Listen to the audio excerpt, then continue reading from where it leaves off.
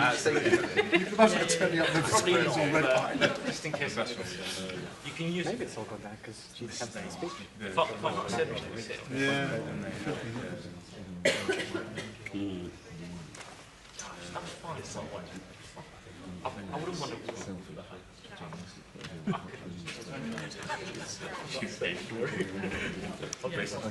It's not so visual, is it? As local election not that like.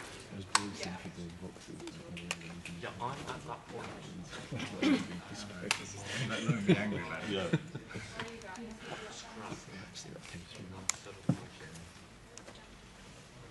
Where you trap them and it's exactly. So I just did that and that. That's right. And the sheriff. Yeah. Yeah. That's why I am. With some. Oh, you are? Yeah. Yeah. I got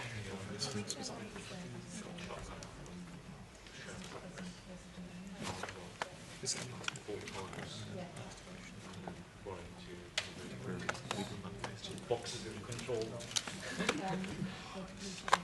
It's very good. I find some a bit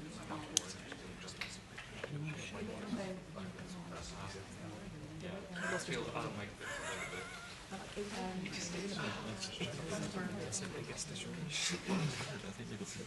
go on and on and on.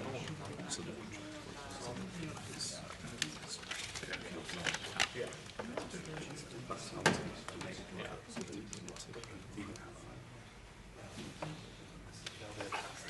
You can shop.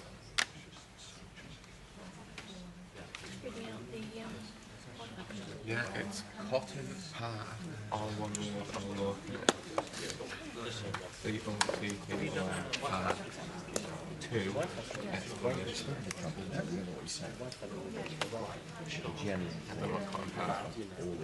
Good.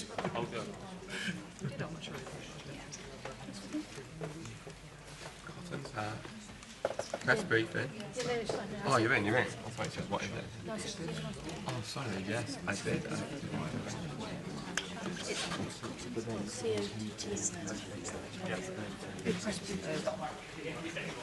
All lowercase.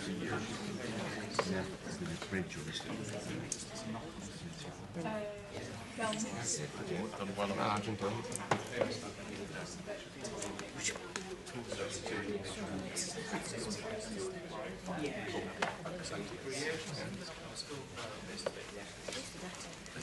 Was it just like old times?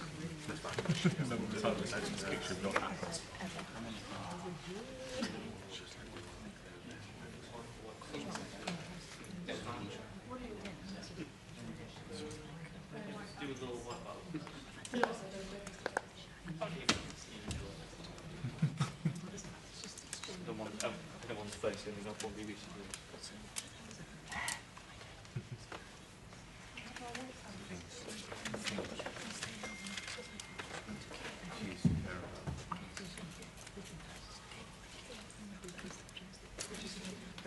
Yeah.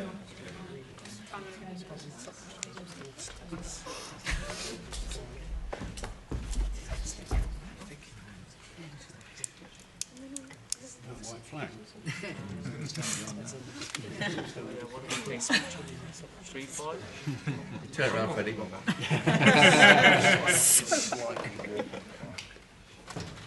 Okay.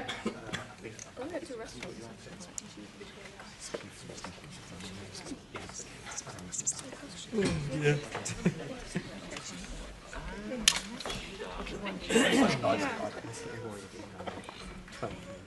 Thanks. Well, you remember why you Sit down with it.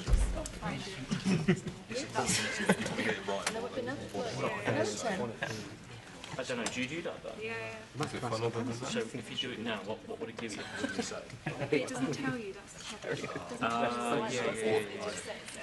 You're right.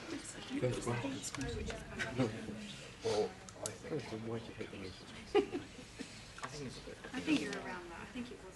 It shouldn't be, but it is a bit different. Yeah, there is. What is it?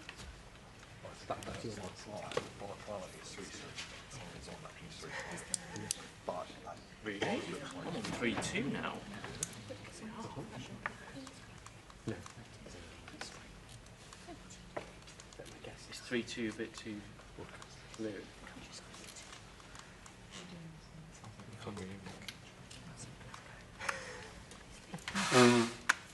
Great, thanks. Thank you.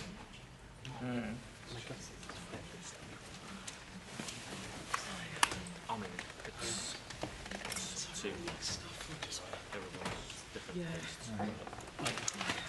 Things, treat things. Probably. Not too cool, not too... We've been changed. Do you want to go? You're going to stay here? You know what?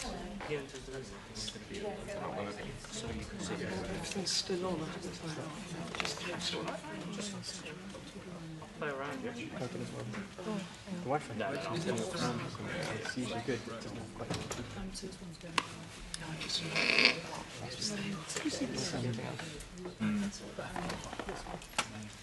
Do you know what I've got tonight?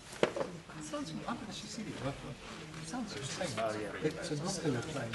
Oh, it's turning up. after It's in the video of the penalty. No, I was about to look it up. It's unbelievable. So went to the last minute, Rocket got a penalty. And the Senegal team walked off because in protest of that penalty for 5 minutes. It's also apparently they thought they should have it. Yeah. And then this was literally the last kick of the game from Rocket's winning at home. And the guy doesn't want a Panenka. And the And and they go the straight keeper to- just stays where he is. He just catches his it. arms. Sort of thing. Yes. Yeah, but they walked off the pitch in protest at the penalty first. Witness protection. I know. Don't just think of that. Let's have a look at this. So you got that on your screen?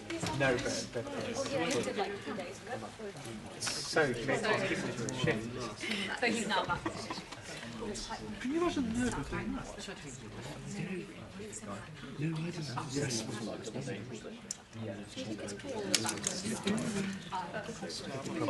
That's a good Even though she's not the only member of the Yeah, they literally makes sense. Low wash.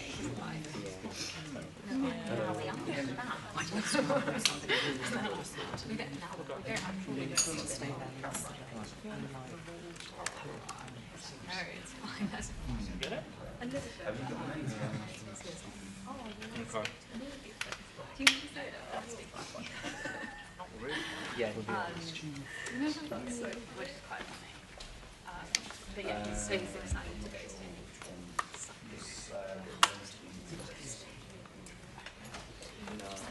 Maybe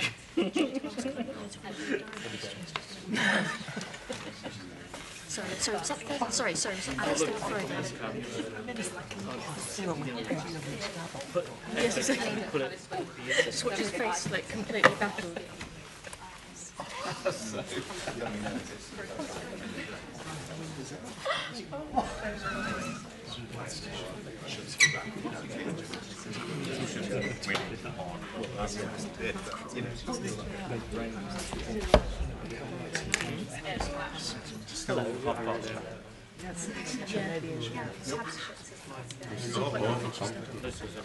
It's like trying to get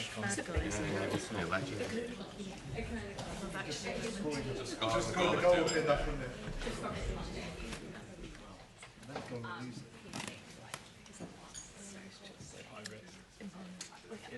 And now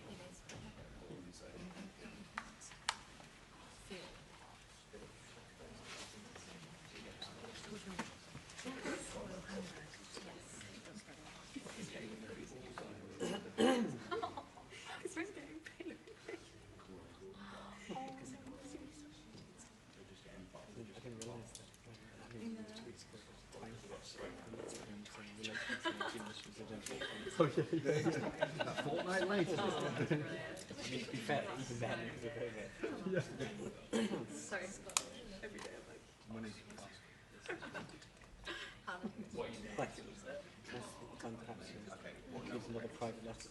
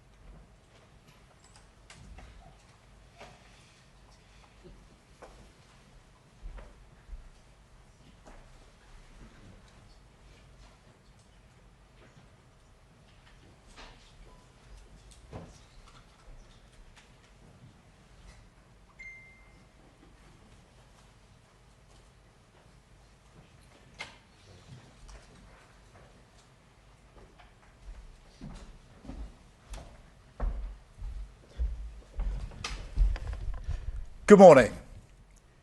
The world has become markedly more turbulent in recent weeks. Events are moving fast, and in moments like this, what matters most is being clear about the values and the interests that guide us, even as circumstances change. The United Kingdom has a long history. Our values were not improvised. They were built patiently over time. And while we are pragmatic in how we pursue our interests, we are resolute in defending those values when it matters. So let me begin with the United States. The UK and the US are close allies and close partners. That relationship matters profoundly, not just to our security, but to the prosperity and the stability that people here depend upon. Under President Trump, as under previous presidents, we're determined to keep that relationship strong, constructive, and focused on results. And that approach is delivering. Through sustained engagement, we've seen significant US investment into the UK economy, running into hundreds of billions of pounds, supporting growth, skills and jobs right across the country. Our cooperation on defence, nuclear capability and intelligence remains as close and effective as anywhere in the world, keeping Britain safe in an increasingly dangerous environment. We've secured good trading terms in key sectors, including cars, steel, aerospace and life sciences, protecting British jobs and manufacturers. That is why we take the approach that we do, because it delivers concrete outcomes in the national interest. I talk regularly to President Trump, and my team is in daily contact with all the key figures in his administration. These relationships matter. They deliver concrete outcomes in the national interest. Mature alliances are not about pretending differences don't exist. They are about addressing them directly, respectfully, and with a focus on results. On Greenland, the right way to approach an issue of this seriousness is through calm discussion between allies. And let's be clear, the security of Greenland matters. And it will matter more as climate change reshapes the Arctic, as sea routes open and strategic competition intensifies. The High North will require greater attention, greater investment, and stronger collective defence. The United States will be central to that effort, and the UK stands ready to contribute fully alongside our allies through NATO. But there is a principle here that cannot be set aside, because it goes to the heart of how stable and trusted international cooperation works. And so any decision about the future status of Greenland belongs to the people of Greenland and the Kingdom of Denmark alone. That right is fundamental, and we support it. Denmark is a close ally of the United Kingdom and of the United States, a proud NATO member that has stood shoulder to shoulder with us, including at real human cost in recent decades. Alliances endure because they're built on respect and partnership, not pressure. That is why I said the use of tariffs against allies is completely wrong. It is not the right way to resolve differences within an alliance. Nor is it helpful to frame efforts to strengthen Greenland's security as a justification for economic pressure. Such measures hurt British workers, British businesses, and the British economy. And that is why I've been so clear on this issue. A trade war is in no one's interest. And my job is always to act in the UK's national interest.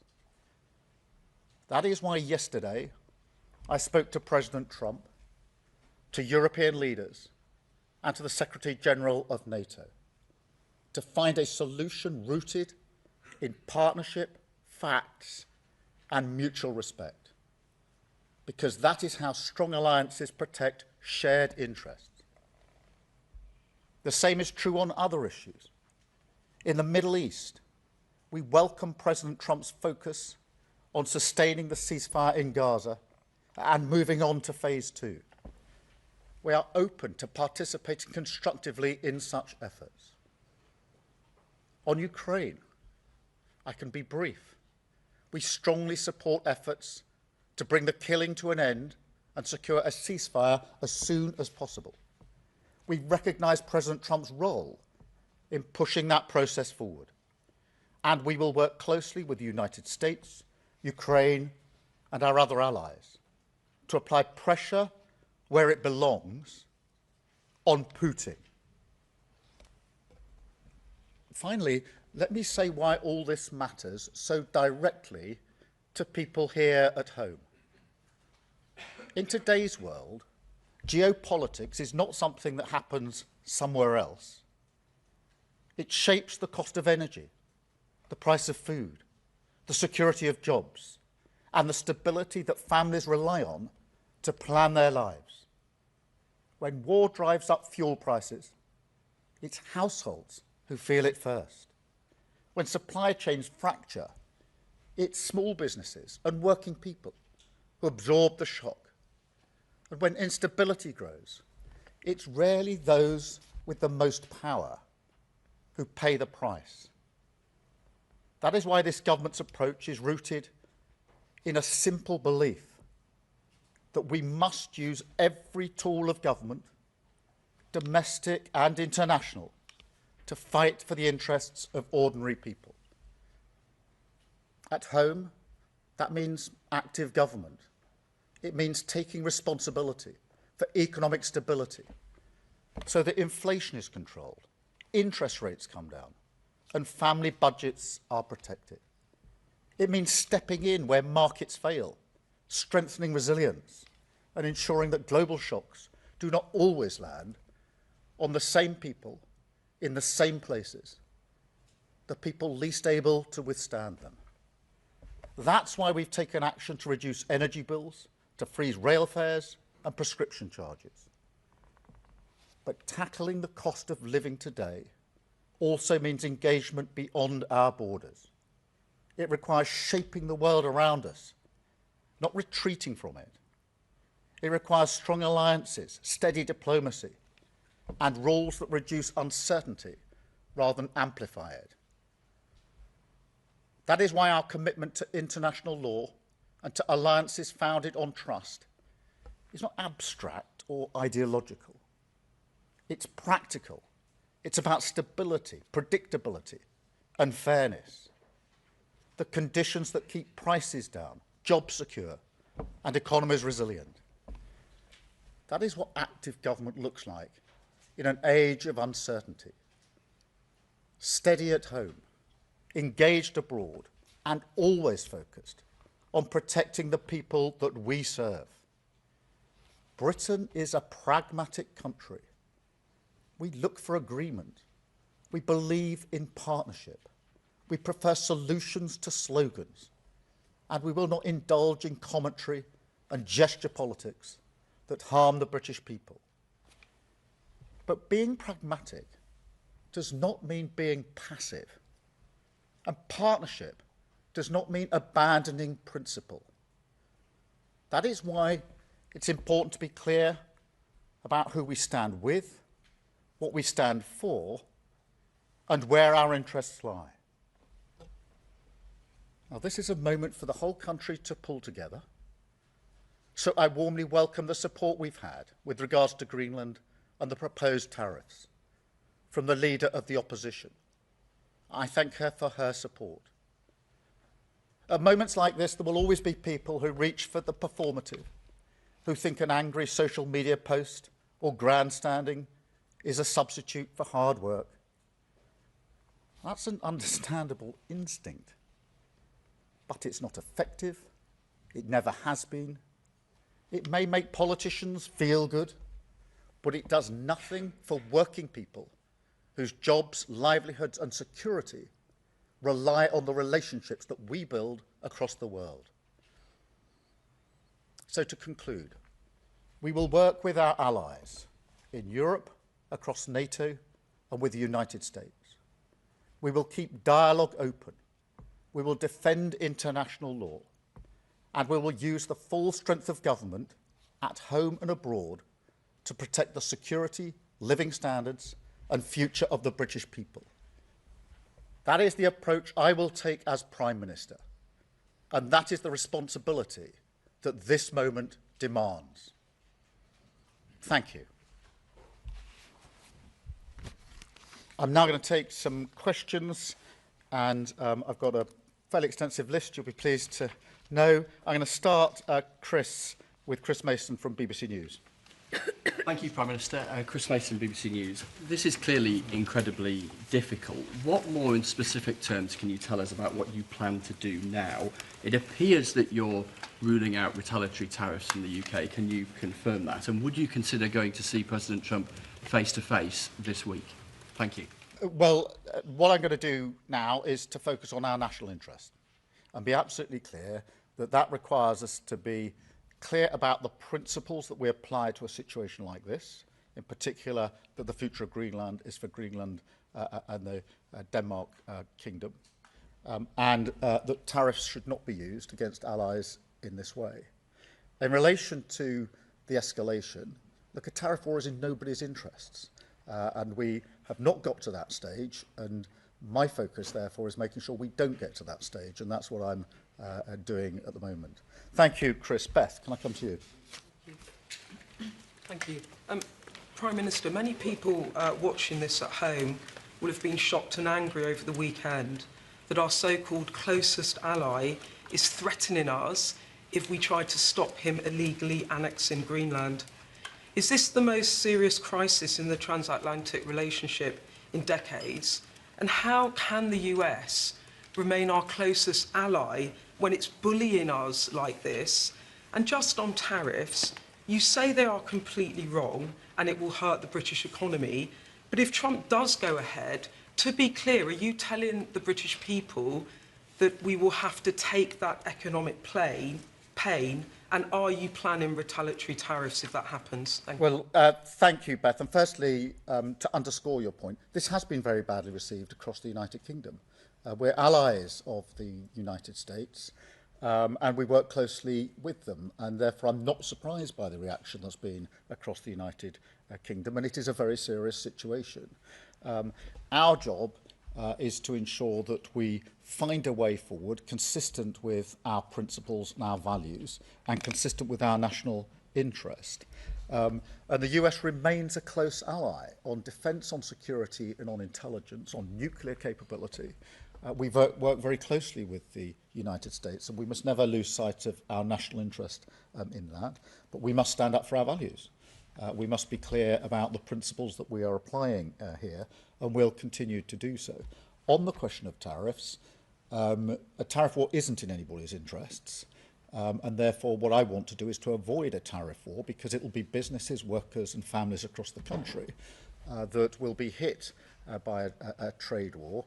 And therefore, I will do as I've set out, which is to engage with our European allies, with President Trump. And Chris, in response to the second part of your question, I spoke to President Trump yesterday, as I think you all know, and I'll no doubt speak to him again in coming days. Continually, our offices talk all the time, but we must find a pragmatic, sensible, sustained way through this that avoids some of the consequences that will be very serious for our country. Thank you very much, Beth. Robert Peston. Robert Peston, ITV. Prime Minister, your entire approach is predicated on the idea that Donald Trump is amenable to reason and respects the rule of law, but it's patently clear that neither of those assumptions are true. So when will you consider some kind of economic retaliation through tariffs? And will you talk to the monarch, to the king, about not going to America to celebrate 250 years since independence? Well, Robert, this is a serious situation, and as I've said, threatening tariffs on allies is the wrong thing to do, completely wrong. And a trade war is not in our interests, and therefore my first task is to ensure we don't get to that place, which is what I'm focused on at the moment and will continue to focus on. In relation to wider issues, I don't want to lose sight of the central goal here, which is to avoid the seriousness that a trade war would bring. In relation to your broader point, we do have to remember at all times that it is in our national interest that we continue to work with the Americans when it comes to defence, to security and to intelligence. Our nuclear deterrent is our foremost weapon and deterrent when it comes to securing the safety of everybody in the United Kingdom. It's my primary duty.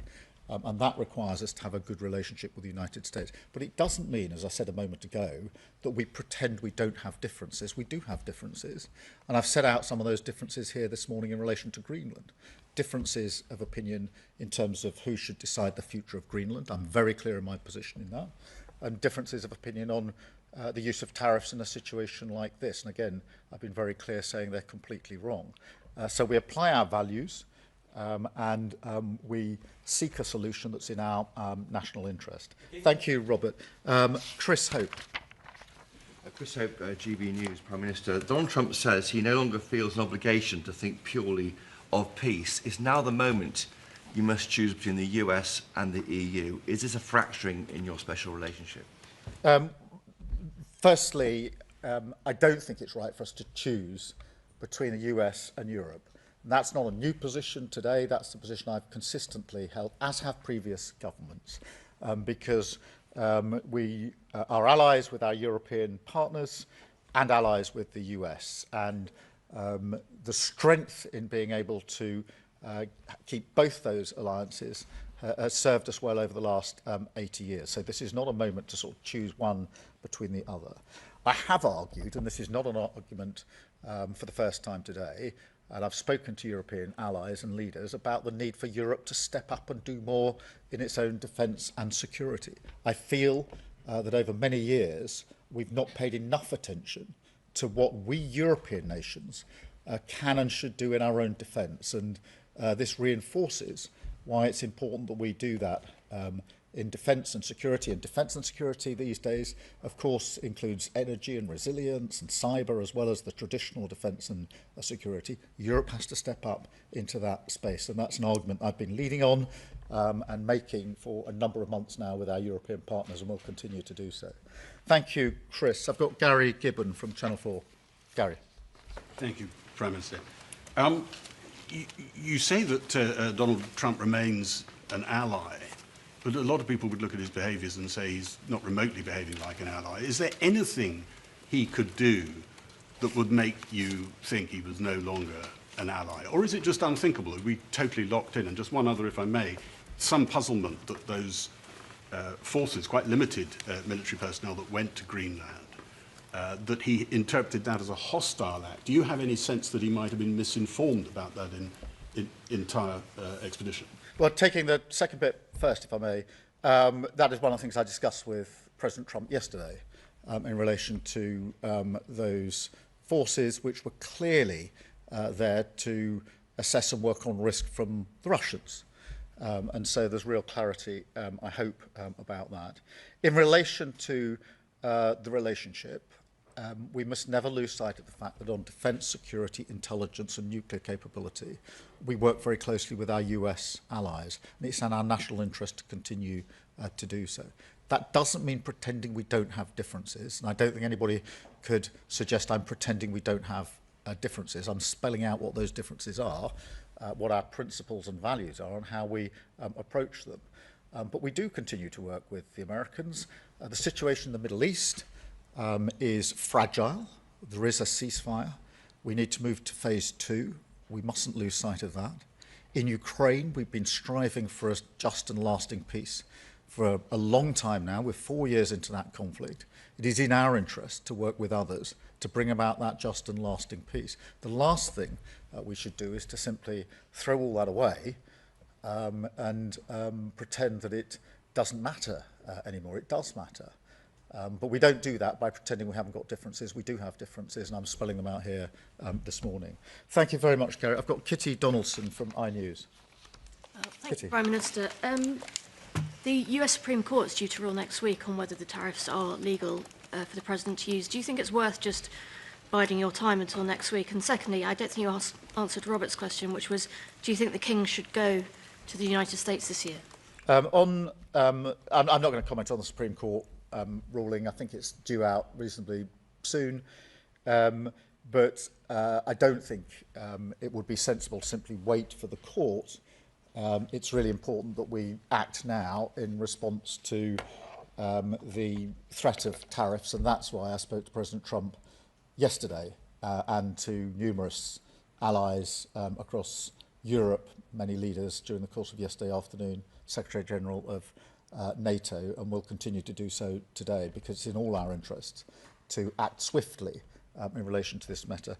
Look, in relation to the King and other issues, as I said in my speech, I'm focused on the pragmatic response here, not the suggestion of others, and my focus is on what's in the national interest for our country, what is going to best protect workers, families, businesses, and I believe that's the approach that I've set out.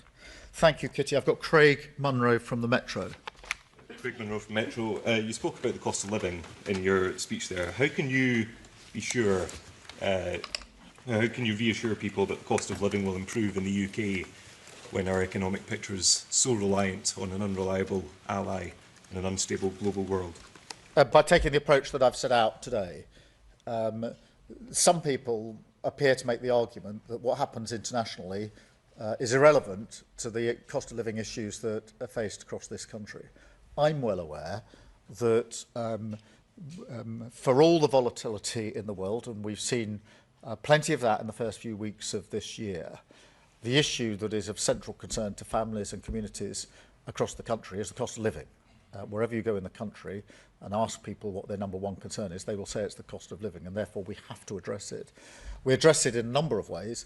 Firstly, by taking the measures to stabilise the economy so that inflation coming down, interest rates coming down, and protecting family budgets is crucial to that.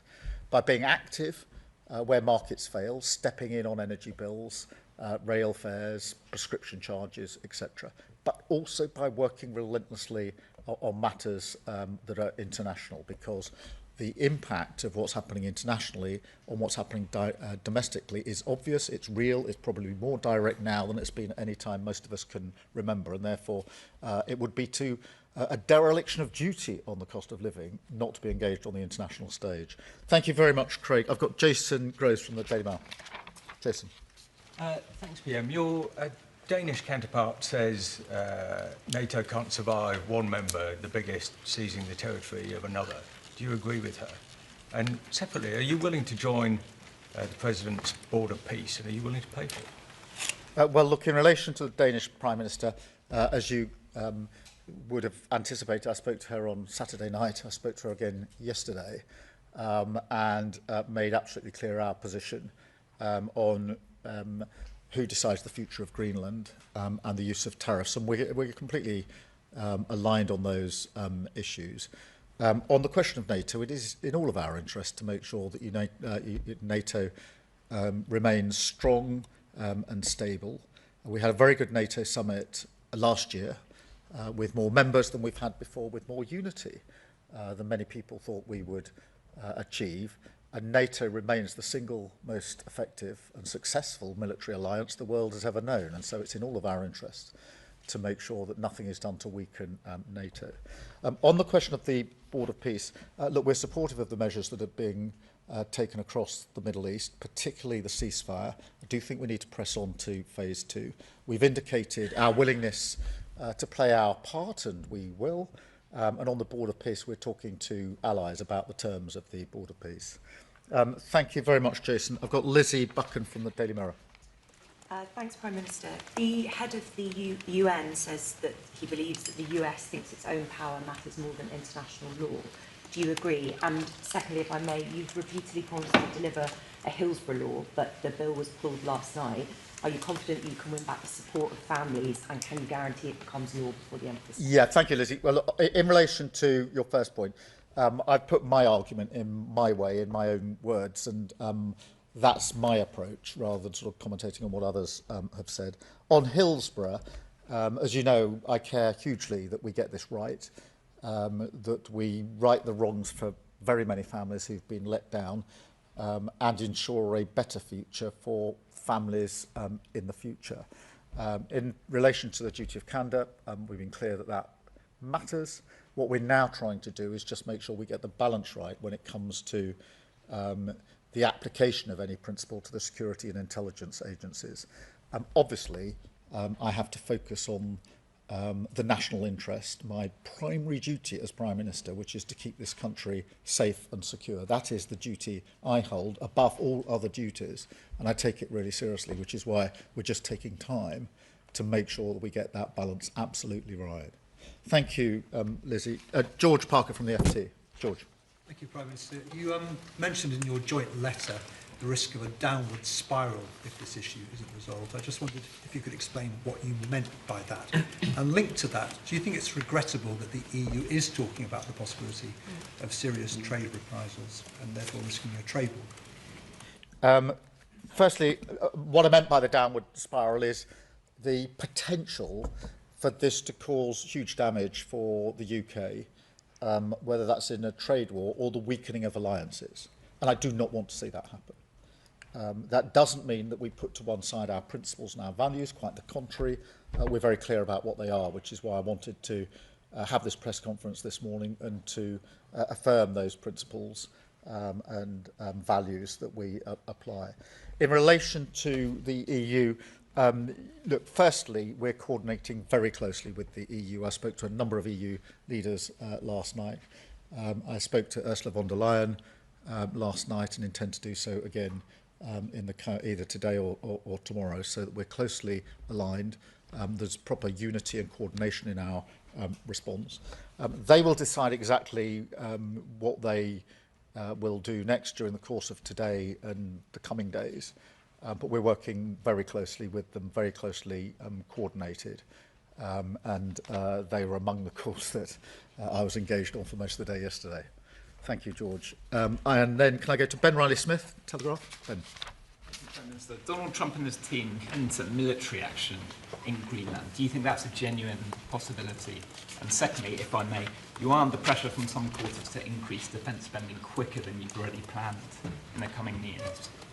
You yourself are accepting the threat picture is changing almost weekly now. Would you consider increasing defence spending quicker than planned? Sorry, the very first bit of your first question, I missed the first action. Yeah, what's the question there? Do you think Donald Trump is genuinely considering military action?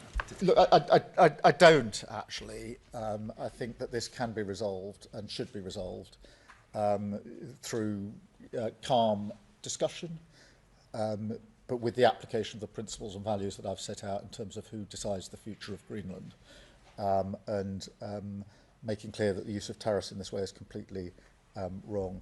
On defence spending, we've obviously set out our plans for this Parliament, and we made commitments at the NATO summit in relation to going beyond that, and we stand by them.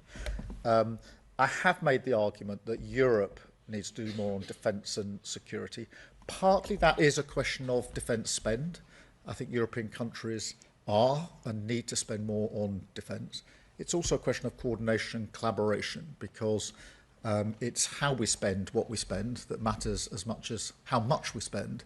And that's part of the argument that I've been making to European allies. If the Ukraine war has taught us one thing, it's that by having different capabilities in different countries in different ways, we haven't actually been able to be as effective as we might otherwise have been if we'd coordinated in years gone by. And I think it's really time for Europe to be much more united, much stronger on this issue, and that's one of the arguments I've been leading on and making to allies and leaders for some consistent and considerable time now.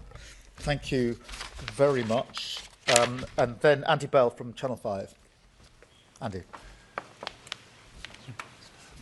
Thank you, Prime Minister. Isn't the conclusion from all that's happened up to now that you've been too soft with the President? And isn't the lesson we have to draw from what's happening now is that you have to start being tougher with him? Well, Andy, I don't agree with that assessment because taking the approach we've taken has yielded hundreds of billions of pounds of inward investment into the United Kingdom. That's hugely important for our economy and for jobs and businesses and the economy more generally. We are involved on a daily basis when it comes to security, defence and intelligence sharing, daily 24/7 in relation to the interaction on intelligence between the US and the UK is the closest relationship of any two countries in the world. And that keeps us safe in ways I can't explain to you. But I can say very clearly it keeps us safe and is vital to every single person who lives in this country. And of course, before we got to the better trading arrangements on cars, on pharmaceuticals, etc., many people were urging me not to take the approach that we did, but we did take the approach we did and we got better trading terms. And that's why I'm taking the approach I am to this situation, to ensure that we focus on what's in our national interest. Thank you, Andy. And I've got Peter Walker from The Guardian. Thank you. Peter. It's been widely reported this morning that the Norwegian Prime Minister has received a message from President Trump, basically saying the President is peeved because he didn't get the Nobel Peace Prize. Whilst I'm sure everyone watching this will fully understand why there is a need for the UK and the US to kind of keep collaboration and links so close, can you understand why some voters look at what President Trump does and says and think, are we actually serious? Can we actually get anything from him? And if I may, I know that no policy has been announced yet, but from a personal point of view, do you think it would be a good idea for social media use to be restricted for younger people? Yeah, just I completely understand why what President Trump said about tariffs over the weekend has been so badly received in this country. I completely understand that. And I think that's understandable. And it's important that that is met with me setting out, as Prime Minister of the United Kingdom, what our principles and values are in response to that. And not pretending that we don't have differences. Because strong, respectful alliances require the maturity to say where we disagree. And on this, we disagree. And I've been clear about that, and I've spoken to the President about it, and will continue to do so. But I do emphasise, whatever the understandable reaction of the British public over the weekend, it is on defence and security and intelligence and nuclear capability, manifestly in our interests, to have a strong relationship with the United Kingdom. Our nuclear capability is our single most important deterrent, bar none. And that has helped keep us safe for many, many years. On the question of social media more broadly, look, I think we need to do more to protect children. And that's why we're looking at a range of options and saying that no options are off the table. We're obviously looking at what's happened in Australia, something I've discussed with the Australian Prime Minister. I don't think it's just a question of social media and children under 16. I think we've got to look at a range of measures. I'm particularly concerned about screen time for under 5s, which is not so much about social media, but about literally screen time and the impact it's having on children when they arrive at school. So I do think we need to look across the range, but in direct answer to your question, do we need to do more to protect children when it comes to social media and screen time and associated harms, then yes, we do, and that's why we're looking at a range of options. Thank you all very much indeed. Thank you.